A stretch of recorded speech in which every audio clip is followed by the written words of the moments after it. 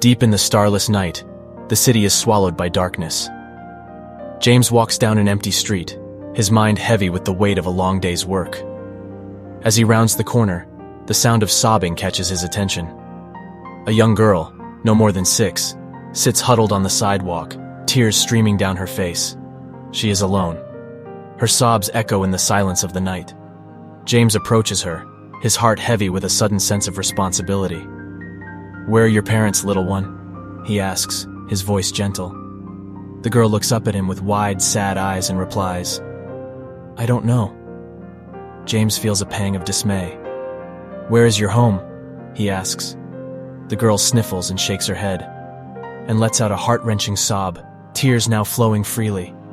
James attempts to call the police to report the missing girl, but before he can, the girl interrupts him, her voice trembling with urgency. "I think I know my mom's number," she says. "Can I call?" Confused, James hands her his phone. For a moment, his attention is distracted by a passing bus. When he looks back, he realizes that the girl has vanished, taking his phone with her. Panic grips James as he chases after her, but in his heart, he knows that she couldn't have gone far. Ahead of her is a dead-end street. He reaches a dark enclosed alleyway, surrounded by looming buildings and a high fence. A small hole in the fence is the only indication of where the girl could have gone. For the next several hours, James searches tirelessly for the missing girl. He notifies the police and his neighbors, enlists the help of friends and family, and puts up signs everywhere he can think of. Despite his growing sense of hopelessness, he refuses to give up. He's not concerned about his phone. It's a small price to pay for the safety of this young, innocent child. He can't shake the feeling that she is alone, forced to survive on the harsh, unforgiving city.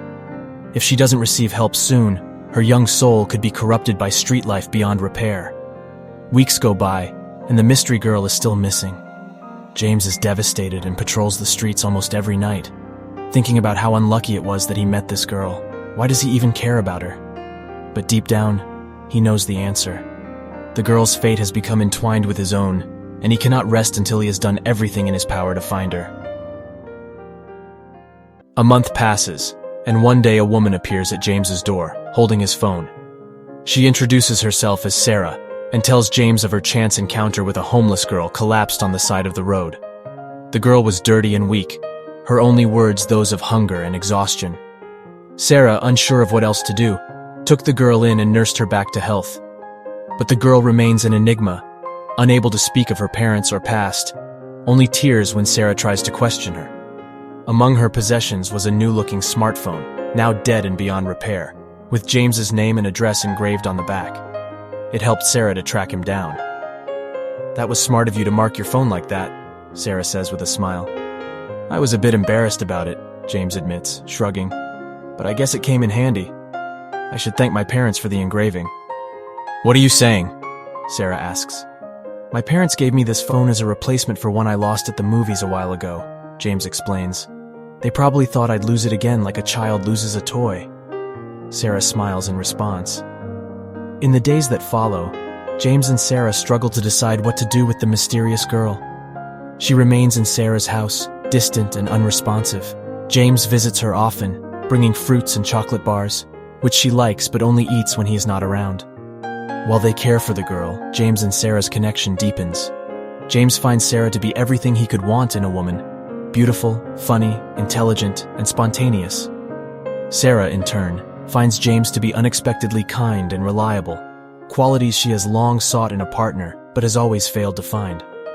As their unexpected love blossoms, James reflects on how fortunate it was that Sarah happened to be in the right place at the right time, to find the girl on the side of the road, with his phone in her pocket. With time and care, the girl's silence slowly begins to fade. She reveals her name, Emily, a small but significant step, and tells James and Sarah about her past, of running away from an orphanage 6 months ago. Her tears flow, fear etched on her face that they may send her back, but their response surprises her in a positive way. "Our bond between me and Sarah has become quite strong over the past few months," James explains. "So we've decided to get married. Immediately after the wedding, we will adopt you, if you don't mind," Sarah assures Emily. The girl grins for the first time, as they remember her. "But for a while you need to return to the orphanage. the place you ran away from. James and I need to follow the law and ensure that everything, including the adoption, is done properly to avoid any appearance of kidnapping, Sarah concludes. Convincing Emily to return to the orphanage, even for a short period, proves challenging. However, James manages to persuade her by making a promise to return soon. On their most important day, Sarah is at work while James handles the necessary paperwork and preparations.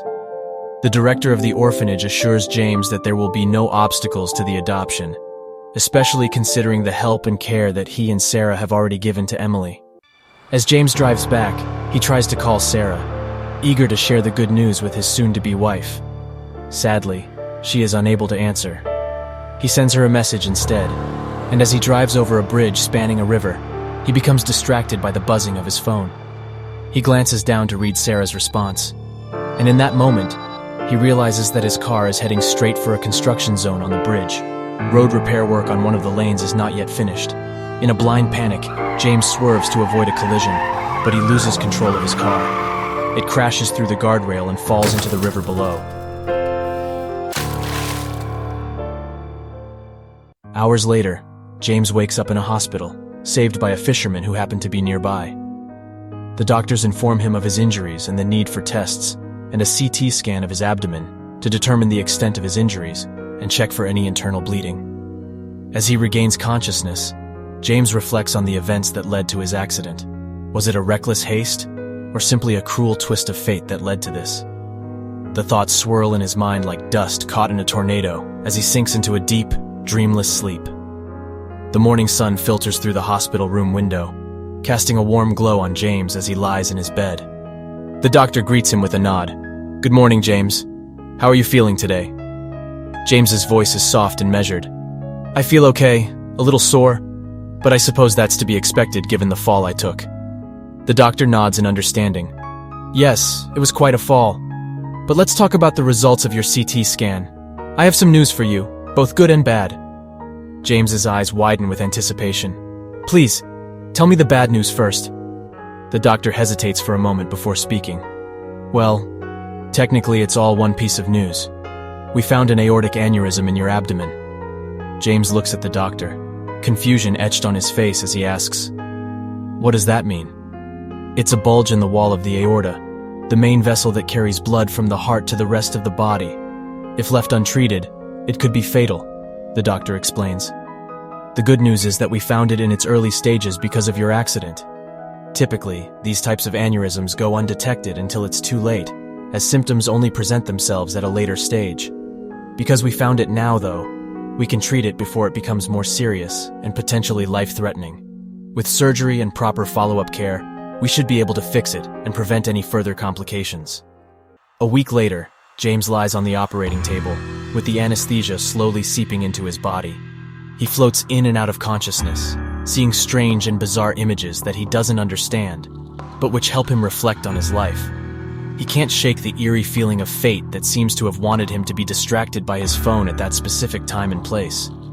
James feels like a puppet, controlled by unseen forces that led him through many small happenings in his life, all the way to the most dangerous section of the bridge.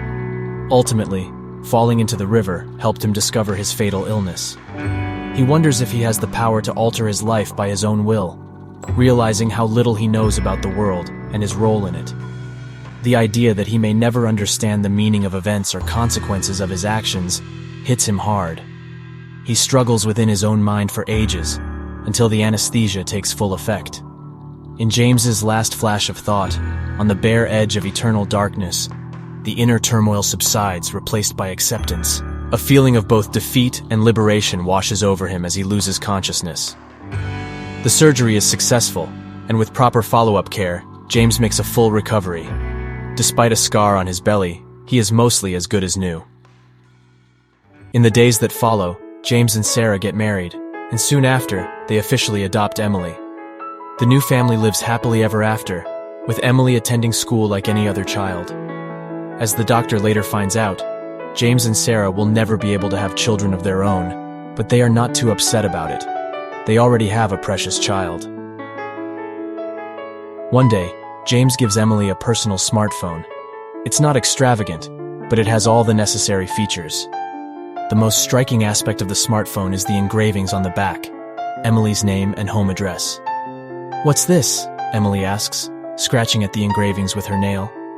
"It looks pretty solid and hard to remove. My friends at school might make fun of me." "Tell your friends that this is a family tradition," James says with a wink. "Maybe one day you'll do the same with your own kids." "I highly doubt that," Emily replies with a solemn look. "There's no need to be upset," Sarah says soothingly. "The materials we used for the engravings are very special." "How special?" Emily inquires. "They bring good luck," Sarah replies with a smile. "If you say so," Emily says skeptically. After a while she adds, "I think I'm starting to like it. The color is nice, and all the letters look pretty shiny, and their shapes are okay too. Thank you."